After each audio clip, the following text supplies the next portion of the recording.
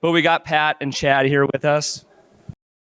So I'll let these guys introduce themselves. My name is Mike Patnode with Impetus, cover the central region in sales, and have been working with Bath and Body Works and Victoria's Secret for the last 3.5 years or so. I'll maybe turn it over to Chad and Pat. I'll let them introduce themselves, let them do what they do best, talk about themselves. So we'll turn it over to Chad and maybe just tell us your role, how long you've been within the organization, and maybe something interesting about yourself. Yeah. So Chad, sincere privilege. So I'm Pat McNamara. I lead a few teams at Bath and Body Works, including the data team, architecture team, software development team. I started my career with WorldCom when we committed the largest fraud in U.S. history, which is why I don't speak at financial conferences. I stick to the software. Chad and I worked together at L Brands before we split the brands about 2.5 years ago. Been at L Brands for 10 years. I had to come to Bath and Body Works because of an incident with 3 of the VS models that I'm not necessarily proud of. That was a joke. That's not true. I actually am kind of proud of it. I am proud of it. Fun facts, at 2 p.m. on weekdays, I host a game show on the Game Show Network called LeapLogic. It's currently 73rd place in the rankings, just behind C-SPAN's live look at the House of Representatives. So we're moving up in the world. And allegedly, I invented the bagpipes. Thank you for that introduction. So what are we here to talk about? I thought it would be a great opportunity to talk about the really, it's been a couple-year journey of, at the time, L Brands, now Victoria's Secret and Bath and Body Works, and really starting from the beginning of, why are we even looking at modernizing? What are the challenges in terms of taking on an effort of this size? What are the benefits of going to the cloud? And let these guys talk to you firsthand about some of those experiences, some of the decisions that were made, some of the challenges that we encountered together as a migration partner along with them, and all the way through the migration, and then ultimately, we're in Snowflake now. What's next for these organizations? And then towards the end, we'll leave it open for some Q&A. So hopefully this is a fun session. We don't want to be super boring, so feel free to laugh at jokes if they come out. The longer I let Pat speak, the more that might happen, so we'll see what happens. I think we talked about it in advance. All right, so before we get started then, anybody here from Fidelity? No? Okay. So if you were at the keynote yesterday, the guy from Fidelity got up and spoke, and he had a quote in the background. It was his own quote. The guy was standing in front of a quote of him. I mean, I'm full of myself, right? But that's a whole different level. Next level. So I asked Mike, I was like, hey, could we get a few quotes from me, that we could put up here when I'm talking, and, when Chad's talking, when Mike's talking. He just said I was a jackass and we couldn't do it. So unfortunately, we have these slides still, but I thought that was great. That's something to aspire to. Probably a good idea we don't do that. Let's stick to the script. So we'll start with the challenges. So I'll unfortunately let Pat talk about this a little bit. But in terms of some of the key challenges that the business faced when starting exploring, moving to the cloud. So if you wouldn't mind spending a few minutes talking about kind of where things started and helping everybody understand why Sure. you're making that decision. Sure. So we had business challenges and technology challenges. So L Brands was a company that acquired and divested a variety of brands over the years. And the technology landscape was very complicated. I mean, we had just about everything you could think of: SAP systems, JDA systems, Manhattan systems. I mean, you name it. We just went through a split, so we know we had 400 plus systems. And our business users in general tried to avoid the system. So what that meant was they leveraged our reporting platforms to get the information that they needed. So we had an on-prem Teradata system, primarily accessed via MicroStrategy that did a pretty good job for our finance users, for our merchandise planning users, and a couple of other business units as well. But you only had so much power on Teradata, and we got to the point, especially on Sundays, where we had the box pretty much running all day to get through all of our weekly reporting, our sales projections, and then some of the merchandise planning work that would happen late on Sundays. So that was one issue that we had, was just kind of the consumption side and the processing side. And the other issue was we also had a Hadoop system. And if you've been in data for more than probably 5 or 6 years, you lived through the Hadoop hype and how it was going to revolutionize the world and make everybody's life easier. And that was what our supply chain team primarily used. We also had a finance team in our digital space that leveraged it pretty heavily. But that was a complicated mess. I mean, we had, I think, virtually every Hadoop technology that you could have: Pig, Spark, Hive, various file formats. We had custom Java microservices that were taking data in and out of this thing. And on top of that, not just kind of the complexity of the platform, but we also then had duplicate data streams, right? So we had finance data in 2 different places. We had item data, which is core to retail, kind of what are you selling, what are you moving, and even things like locations. So DCs, our distribution centers, and our stores, you would get different versions of what existed depending on if you went to the MapR platform, which was another challenge. We used MapR, which is like 2% of Hadoop installations, so that made it even better. Or if you went to the Teradata platform. So costs were primarily around Teradata. The only way that we could increase Teradata capacity was to buy a bigger box, which was not cheap at all.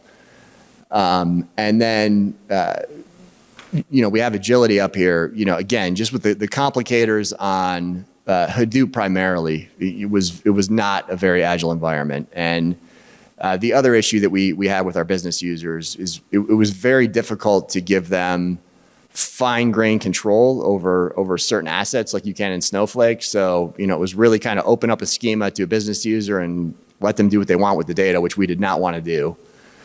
Or have your data team do the build for them. So that's kind of where we started and why we knew we had to make some changes. The other complicator for us was, I think probably 2019, MapR went bankrupt before they were bought by HP.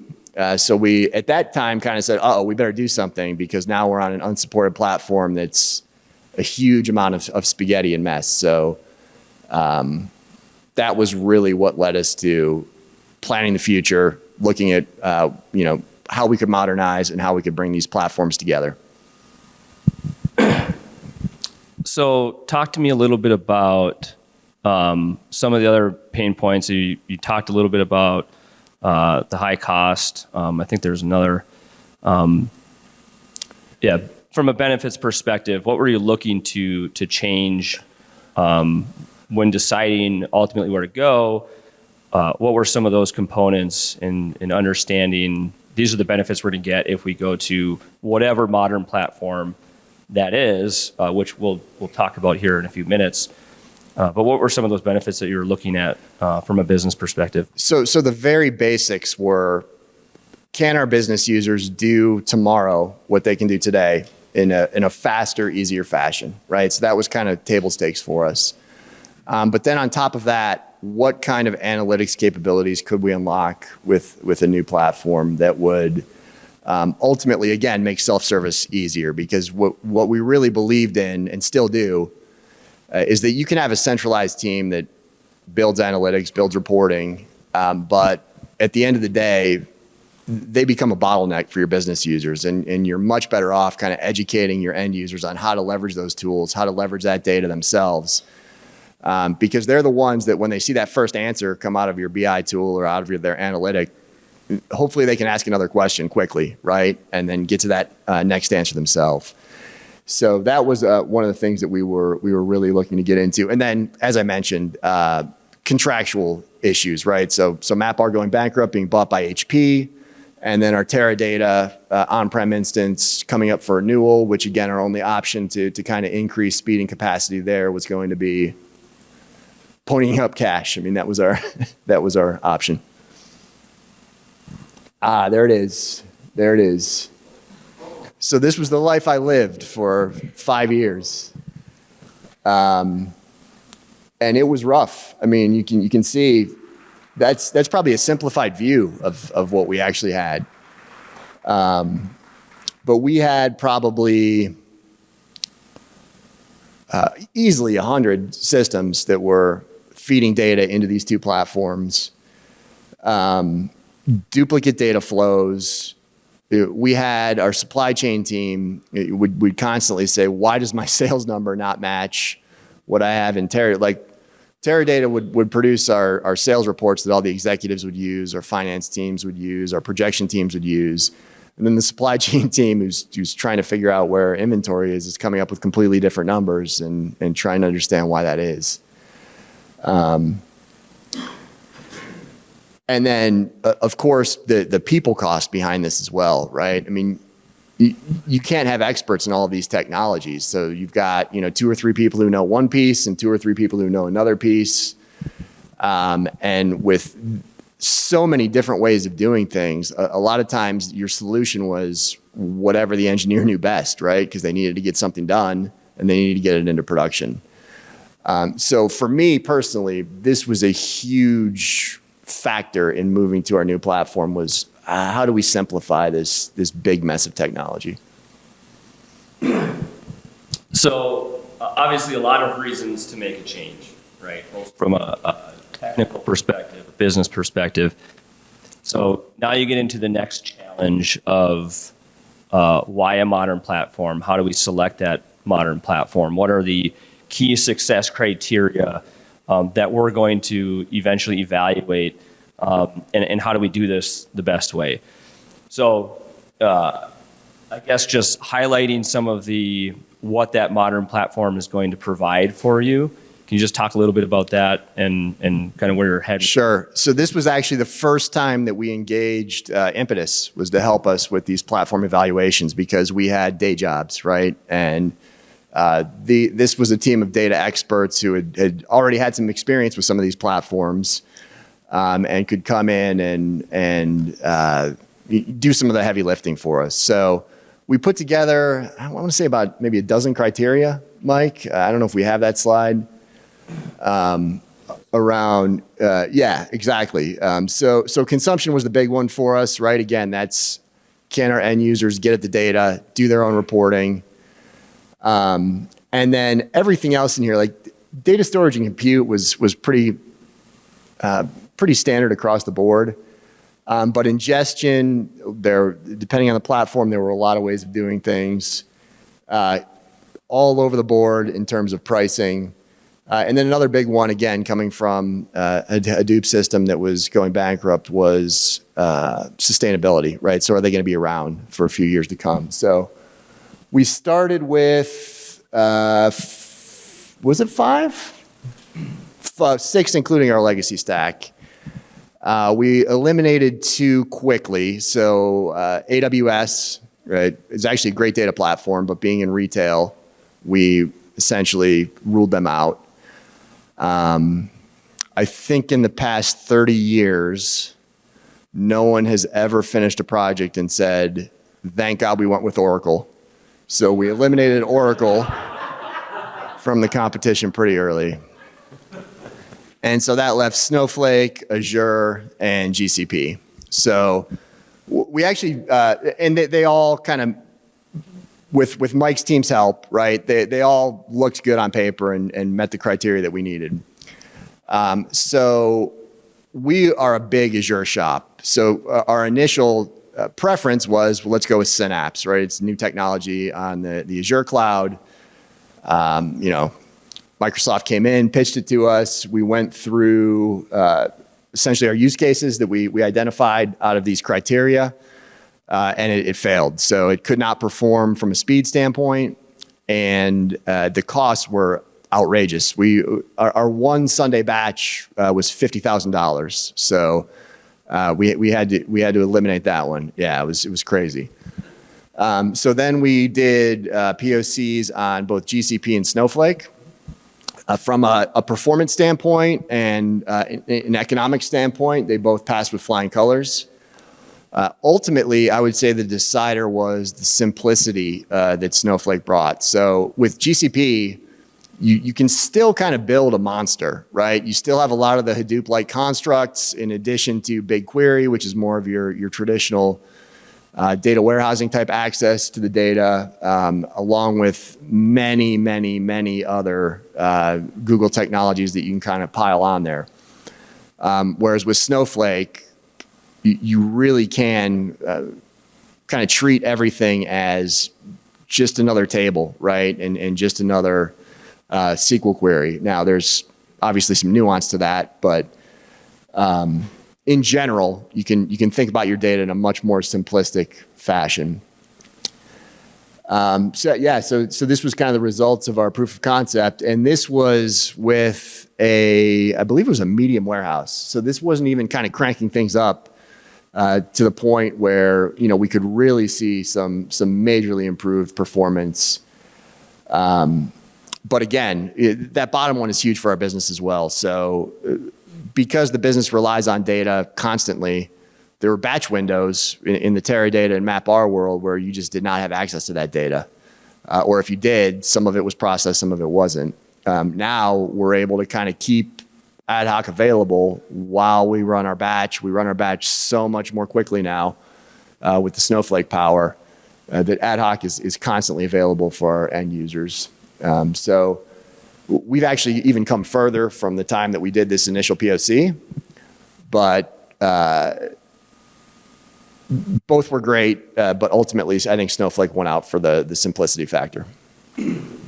So you mentioned some of these. Talk a little bit about time travel, what you did there. I know we have another slide on data sharing which we'll get into, but just give us a Sure. So these were kind of things that initially weren't even on our radar, right? In terms of things that we should be looking for in a data platform. But once we got into the proof of concept and into some of our initial conversion work, became huge enablers for us. So, time travel is a big one. You can basically go back in time at any point in your batch, or if you run a migration and you mess something up, you can instantly go back to where you were and kind of see exactly what happened and then reprocess or kind of leave it as it is. So that was a huge one. And then data share is another huge one. So instead of third parties where you've got to do ETL or extract data and FTP flat files over, if they're Snowflake customers as well, you just say, hey, I want to give them access to this schema. Here's who can see it. Here's what they can do with it, and you're done. And we've used that now. So we've been live in production for, what, Chad, 4 months? 4 months, yeah. And we've already used that with 4 or 5 partners, including some things that would have been, months of work in the old world. So we had a third party come in and do some advanced analytics around customer retention for us. And instead of either having to give all of their contractors access to our systems or doing some kind of mass ETL out to their cloud, we set up a data share in a day and gave them access to all of our customer and sales records that were appropriate, right, for the engagement, and we were off and running. So after a very thorough evaluation of all of these different options, we end up landing on Snowflake. So we know the existing challenges, we know where we want to go. Now you have to decide who's the partner to get you there. Sure. And I think maybe Chad, do you want to? Yeah, I can cover this one. From Pat a little bit? Yeah, sure. So Impetus, can you guys hear me on this one? Hello? Okay. So impetus for us was huge from the get-go. They were in our project from the beginning, as Pat was describing. They were a really great partner, and I think the things that stood out about impetus is that they were committed to the same goals as us. They were interested in us getting over the hump, getting Snowflake live and retiring our legacy and overcoming those pain points that Pat talked about. So that was really important. They sat with us, they tried to learn and understand our business. They were side by side with us in the design sessions, and throughout it all, they were a great partner. So more specifically here, trust. Impetus was earning our trust from day one. They continued to earn it throughout the whole project. They were focused. They delivered with high quality. They delivered on time. And then on top of all that, there was many open and honest conversations we had, Mike, with you and with the team, and Impetus overcame every challenge that we had, which was awesome. Yeah, and I think we looked at about 5 partners total. 3 of them were kind of the big names, right? So like the Accentures, Emphasis of the world. And then a couple of more data specialized companies, including Impetus. And I think where Impetus came out ahead specifically was they had built up a huge tool set to be able to do this kind of migration. So they were kind of in business at the right time because they helped people foolishly migrate their data to Hadoop when that came around. So they were able to kind of perfect these tools, right, for migration, and then leverage those tools to kind of go off Hadoop, right? Because who wants to be there? And now into the cloud platforms. So we asked them to convert. Well, I mean, you saw the slide, right? All of that stuff up there that we had, yeah, exactly, into a Snowflake platform, and there were things that they didn't have experience even doing, right? So, that's maybe not the right way to put it, but we had data stage jobs that we wanted to convert to Talend, and they had never converted things to Talend, but they had the software to be able to parse the jobs and kind of get things to a point where it was very quick and easy for them to put a generator on there to say, okay, let's output Talend code now. And they were willing to work with us, in terms of suggestions, right? So they made a few suggestions that we ultimately disagreed with. Yeah. And in some cases, I think we made the right choice. In some cases, I wish we would have listened to them. I think one of those areas was Talend. Since they didn't have the experience, they said, well, you could use some base Python kind of out of our tools to do this work. And 1, you're going to save some licensing costs, and 2, it's ready to go because we've already got it built. But we were kind of thinking long-term maintainability, right? And Talend gives you a little bit easier to maintain tool set. So I think that was a choice that we made that ultimately served us well. And then on the other side, we had probably 3,000 batch jobs, something like that. Probably more than that. 5,000 to 6,000. Yeah, 6,000 batch jobs that were kicked off via shell scripts. And Impetus' suggestion was, hey, why don't you modernize these into something like a Python or similar. And we ultimately said, no, just keep them as shell scripts because we don't want to change what we don't have to. And that's something that I think we probably should have, that's advice we should have taken because it was an opportunity to modernize that stuff. So they were partners with us, provided us with some excellent suggestions and kind of gave us the pros and cons of what we were proposing. And then ultimately, I think the tooling was a huge differentiator between them and some of the other folks that we talked to. That kind of leads into this slide here and just our overall approach with, from an Impetus perspective and leveraging LeapLogic, understanding what's happening in the business. But when we get down into an actual transformation, understand the code, right? Reviewing that code, understanding what needs to be moved, what needs to be re-engineered, what needs to be thrown out. So when we go into any sort of migration, we understand what it takes to do it, and building out that plan using a tool like LeapLogic. This just encapsulates, Pat talked a little bit about the ability to do a lot of different, from an automation perspective, a lot of different legacy systems, from your ETL and orchestration layer to the EDW environment in this case with Teradata. Not only that, but handling the Hadoop environment in MapLog, and then also being able to tie it up with reporting. So we follow this 4-step process with every single modernization with our customers. So understanding at the very beginning what it's going to take to do this modernization effort. One of the key differentiators that LeapLogic allows us to do is because of the information we're pulling in that initial align and prescribe phase in this analysis that we're doing of the code, is being able to offer a fixed bid migration plan. So fixed bid from a financial perspective, fixed bid in duration as well. So there's a lot of, there's an insurance policy for one on your budget, so you don't have these cost overruns, which is all too common in the industry. And I guarantee if I asked you to raise your hand and if you've gone through a migration before, there's probably been challenges, and one of those challenges is cost overruns. It just happens.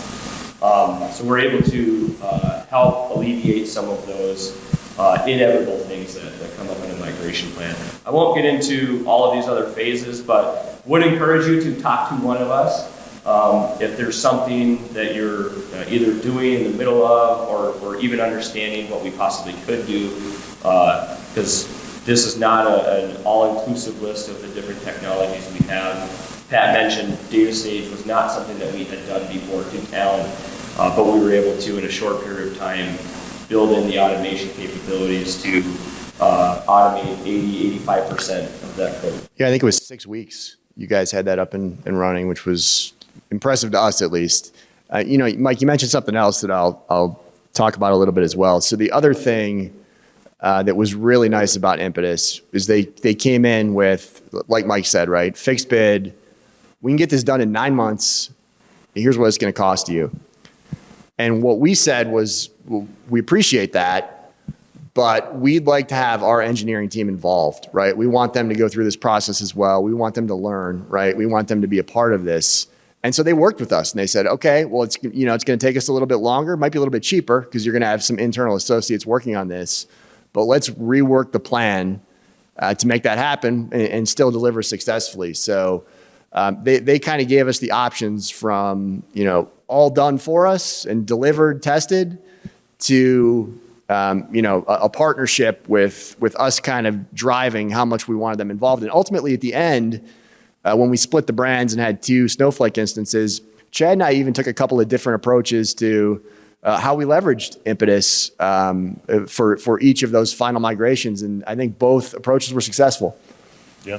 Which one was more successful? I mean, mine was more successful, let's be clear. So I think maybe Chad is something that maybe you want to talk about a little bit, but just best practices for migration and even talk about some of the challenges that we went through. Sure. Some of the decisions that were made and how we ultimately came to those. Yeah, sure. I mean, I think one of the things that stands out to me is the team. For us, our team was incredible. And I know that's not really a best practice that you can go do, but we have a couple folks here in the crowd, Dave, Celia, Yvette. I mean, the team was really a huge part of this project. The other thing I would say is talk to Impetus. Mike said it earlier. They were a great partner for us. They're trusted, they're flexible, they're valuable. It was awesome for us, and it really worked very well. And then more specifically, some of the best practices that you see here. These are things that we learned through the project, things that Impetus helped us discover. Validating at the field and row level. We had a bunch of tables where we couldn't do that, but we did samples. Impetus brought tooling to the table that we could use to automate a lot of that. And that really made this whole process a lot easier and simpler and cheaper. I've talked about automated. Running in prod, this sounds simple, but for us it was really hard. I can't tell you how many times Pat would ask the team, can we put it in prod? Please put it in prod. Let's put it in prod. So, we had to keep repeating that over and over again. For us, it meant we were running two platforms at once, which was a bit of overhead, but it got the issues out sooner. It got us to go live sooner, and ultimately it was a good approach for us. Cloudify, I don't need to, we're at a cloud conference. We don't need to talk more about that one. And then for us, a 24/7 team. So we had a really strong team in Bangalore. They represented it, and Impetus has a strong team in India as well. That represented probably 70 to 80% of the work that we got done. And it was really, it really helped us be agile and get things done quicker, resolve issues quicker. Reporting and analysis, Pat mentioned the lead time. So we got the majority of this project done in about a year.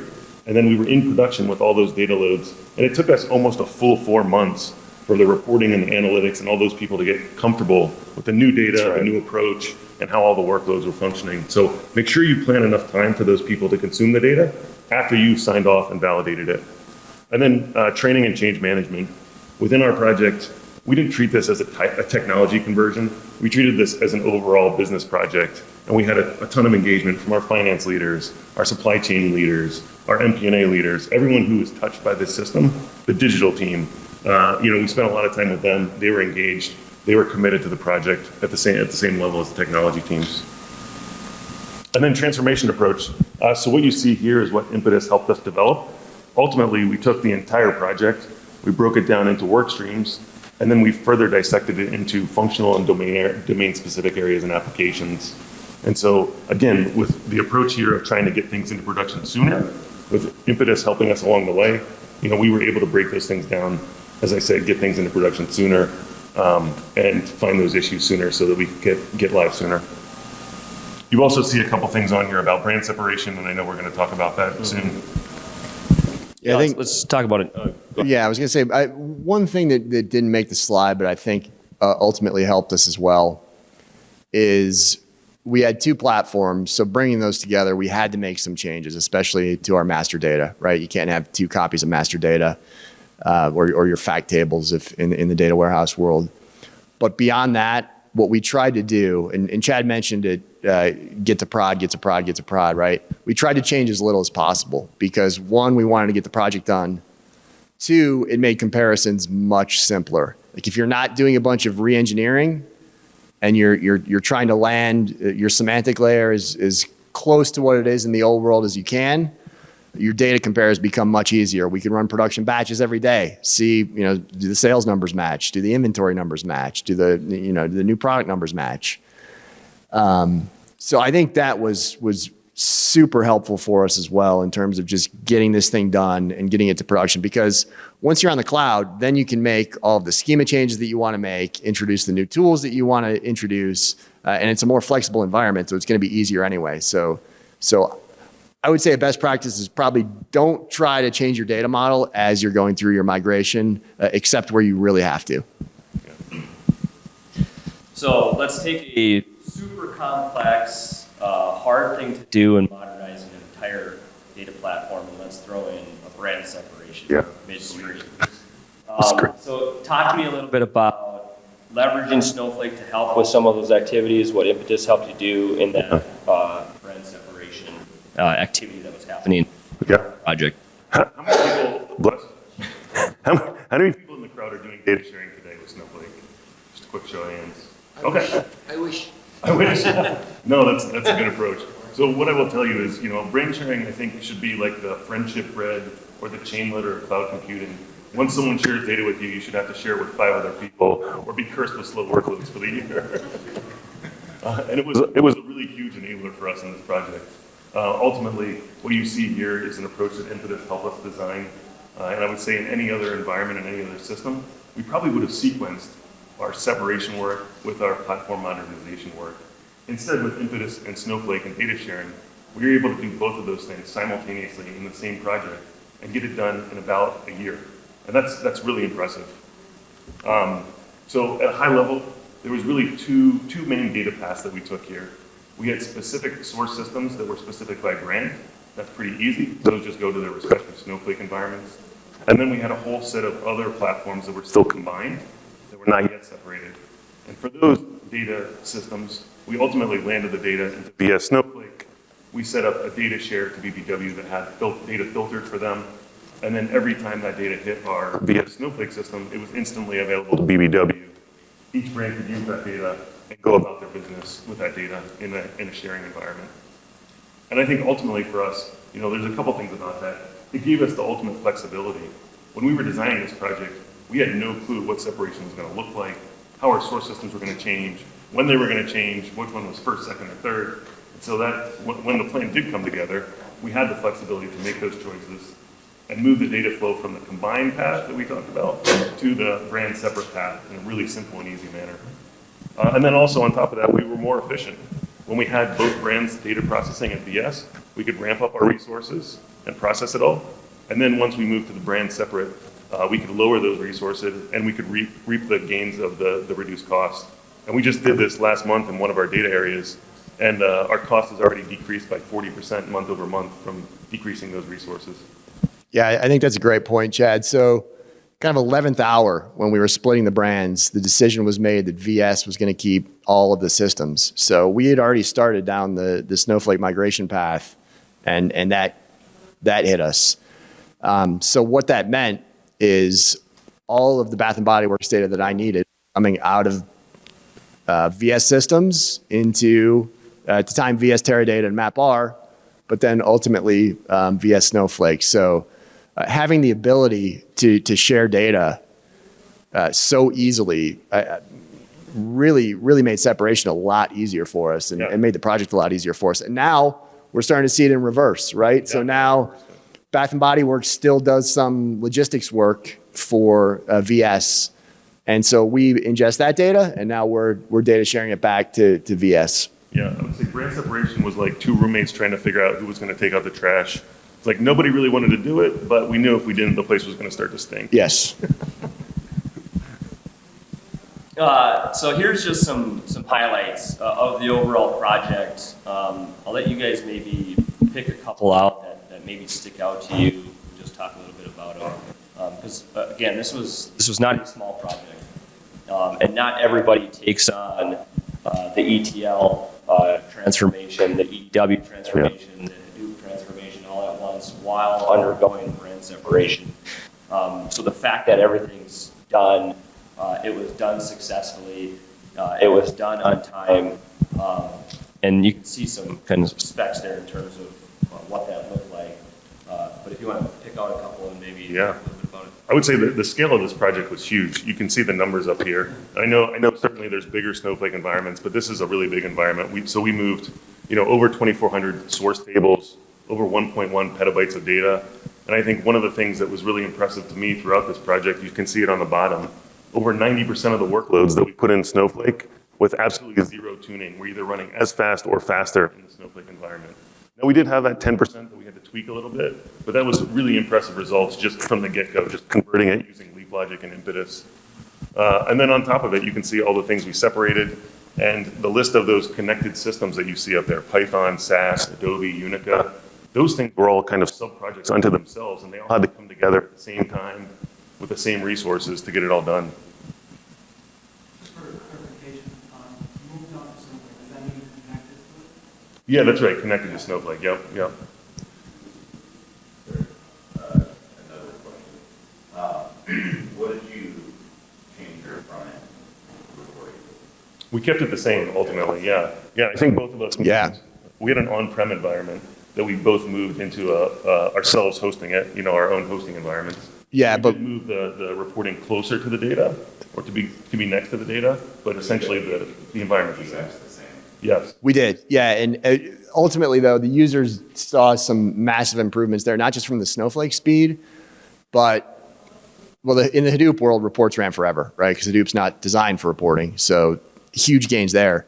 But even on the Teradata side, we would have to limit the number of connections going into Teradata. Because again, you see that the 14,000 report number, like those are all actively used by the business. We prune reports that haven't been accessed for 90 days, so we know they're all actively being used.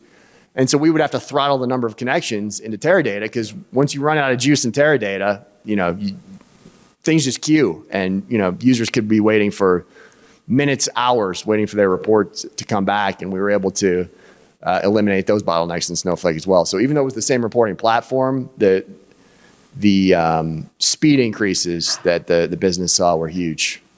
Did you have a question? Yeah, it's a non-data question, but did Impetus manage the project, and did they manage your people, or how did that work? So we had our own project managers on both sides. So we kind of worked together. Ultimately, at the end of the day, Chad and I were responsible for getting this delivered, right? So we had our own PMs who helped coordinate our business meetings. So we would have steering committee meetings with the executives, and then operating committee meetings with, I would call like the power users Yeah. who were really in these, exactly, who were in these legacy systems day in and day out and, had a big stake in what was coming. But Impetus sat right with us putting together the project plan. I mean, Yeah. it wasn't just us saying, hey, this is how we're going to get this done, right? And as I mentioned, they came with a couple of options, right? They basically said, you want to outsource this whole thing, including project management, testing, development, we'll do it for you in 9 months. We'll kind of give you a package, right? But because we chose to embed our teams in there, we had to be part of that planning process and execution as well. Yeah.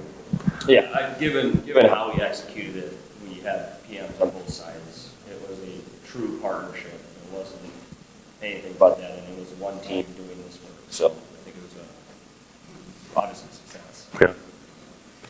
Yeah, first of all, it's pretty damn impressive, but when you look at the technology modernization, it's also a really good opportunity for the business to rethink themselves. And so you meet this from the business. We want everything we have today, and we want all that kind of new stuff. So you want to deal with all that kind of legacy things and do new things. It doesn't really matter what's like a platform. So how you have to kind of view that, how to kind of modernize business as part of this and really get rid of what you don't need. Yeah, good question. So I guess there's a couple of ways that we went. So we had teams, specifically our supply chain team, that was hungry for improved capabilities. Yeah. So they were ready to go. I mean, they were kind of like, when are you going to be done, right? So that we can start rolling out some new data science capabilities and some new analytics capabilities on top of what we have today. For some of the other groups, it's a challenge. A lot of teams are used to kind of, those 14,000 reports. Some of those are just data dumps, right? That they then throw into an Excel file and use for merchandise planning or whatever else. I was talking last night. It just took COVID to get our business users to stop printing out 100-page reports and putting them in the meeting. That only stopped in COVID. Yes, and that's my data. Yeah. For systems too. Maybe it's a fear of changing or making something new. Yeah. I think it depends on the user group, right? So we have some people that really want to blaze trails and other people that just want to keep doing what they're doing. Yeah, and I think in the groups where you don't see the modernization, what's been successful is getting one or two people, right, who will come around to the more modern ways of doing things. And then when their boss starts to see that they can provide the answers that the business is looking for, it helps with spreading that throughout the rest of their team. So we got about 1-ish minute left, which is fine. Do you guys want to talk just briefly about what's next for both BS and BBW and any closing thoughts you might have? No, I would say from a BS perspective, as Pat mentioned, we just went live a couple months ago. So we really, that was kind of the table stakes, get on the platform. I will mention one other thing that I think is important that I've heard here at the conference, retiring legacy. Now granted, we had to do it because we had these deadlines, Pat said, but please, if you're embarking on a Snowflake migration, put a plan together to retire the legacy. Dave and the rest of the team went through that for us, and it was absolutely critical that we got rid of that old stuff so we could really do the things we're talking about here. We have all the buzzwords up here, right? Like we want to evaluate clean rooms. We're not doing that today. We are doing data sharing. We want to do more of it. Unistore, we think, is an interesting use case that we'd like to do more of. The data science that so many people in the AI ML, we're looking into that. We're actively trying to use Snowpark with our data science team. We want to use Streamlit. We're not quite there yet. And then we want to also bring apps to the data, as you've heard at this conference. We think that's a really powerful paradigm. And for us, we've sent so much data out over the years. We want to bring that analytics back into Snowflake. Closing thoughts, Pat? Bath and Body Works, we're going to go from a 3-wick candle to a 4-wick candle. That's our big idea. That's it, Mike. All right. Yeah, thank you all for joining us. Hopefully you enjoyed the conversation. I don't see anybody sleeping, so I think And if you have questions, I'm happy to talk to you afterwards too. I'm done with sessions. Can you please go back to the first pain points slide? Because what you talked about, we're in a very similar situation. I just want to get a screenshot. Sure, yeah. So thank you so much. All right. Thank you very much.